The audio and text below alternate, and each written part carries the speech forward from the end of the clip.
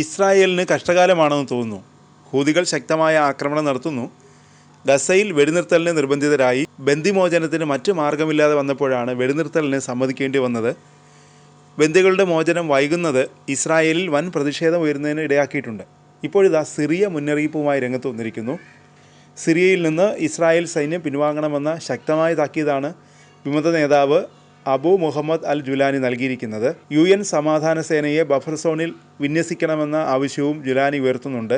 5 പതിറ്റാണ്ട് നീണ്ട ബഷർ കുടുംബത്തിൻ്റെ ഭരണം അവസാനിപ്പിച്ചാണ് കഴിഞ്ഞ മാസം വിമത ഗ്രൂപ്പിനെ നയിക്കുന്ന ഹയാത്ത് തഹ്രീർ അൽ ഷാം അധികാരം പിടിച്ചെടുത്തത്.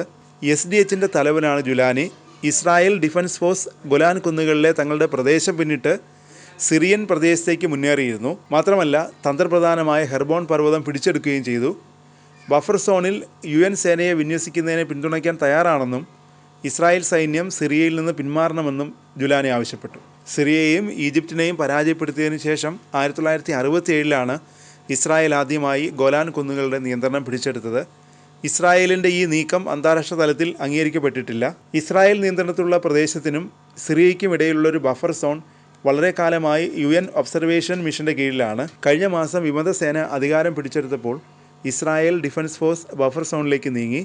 സൈന്യം സിറിയൻ പ്രദേശത്തേക്ക് കടന്നു കയറുകയും ചെയ്തു. ഇസ്രായേൽ പ്രധാനമന്ത്രി ബെഞ്ചമിൻ നെതന്യാഹു ഡിസംബർ പകുതിയോടെ ഹെർമോൺ പർവ്വതങ്ങളുടെ IDFൻ്റെ ക്യാമ്പ് സന്ദർശിച്ചിരുന്നു. പിന്നാലെ ഗൊലാൻ കുന്നുകളിലെ ഇസ്രായേലി ജനസംഖ്യ ഇരട്ടിയാക്കാനുള്ള $11 ദശലക്ഷം പദ്ധതി അദ്ദേഹം പ്രഖ്യാപിക്കുകയും ചെയ്തു.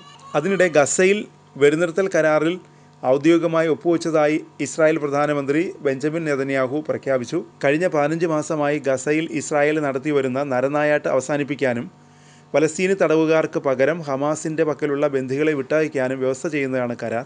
വെടിനിർത്തൽ സംബന്ധിച്ച് ബുധനാഴ്ച രാത്രി തീരുമാനമായെങ്കിലും കഴിഞ്ഞ ദിവസവും ഇസ്രായേൽ ഗസയിൽ ആക്രമണം തുടർന്നിരുന്നു. 72 പേരെയാണ് 24 മണിക്കൂറിനിടെ ഇസ്രായേൽ കൊലപ്പെടുത്തിയത്.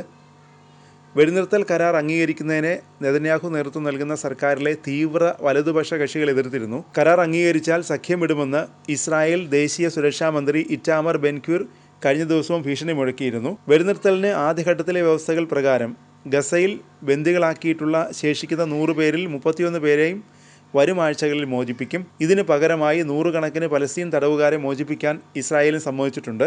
ഘട്ടം ഘട്ടമായിട്ടാകും ബന്ദികളുടെ മോചനം.